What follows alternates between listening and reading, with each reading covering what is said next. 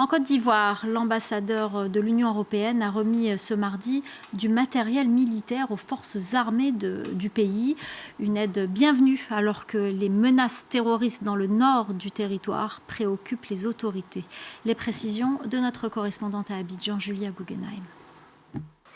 C'était une cérémonie en grande pompe pour annoncer le premier engagement direct de l'Union européenne dans la défense ivoirienne. 35 millions d'euros qui serviront pour de la formation, mais aussi du matériel militaire comme ces véhicules ou encore des drones ou des systèmes de surveillance aéroportés. Par-delà les frontières, vous avez des frères d'armes qui acceptent de céder une partie de leur budget car ils considèrent vos besoins légitimes, prioritaires et en phase avec leurs valeurs et leurs intérêts.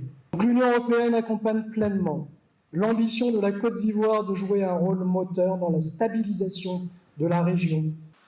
Pour lutter contre la menace terroriste, la Côte d'Ivoire ne peut plus compter sur la coopération avec ses voisins maliens et burkinabés avec qui les relations se sont tendues ces derniers mois. Par ailleurs, elle fait désormais également face à des incursions parfois violentes des supplétifs de l'armée burkinabé, les volontaires pour la défense de la patrie, aussi appelés VDP. Soit des menaces terroristes ou des incursions de VDP.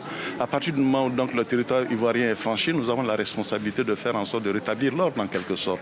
Et c'est ce que nous employons à faire parce que malheureusement nous avons donc des situations qui sont déplorables, surtout de la part donc, des VDP qui font des incursions en territoire ivoirien.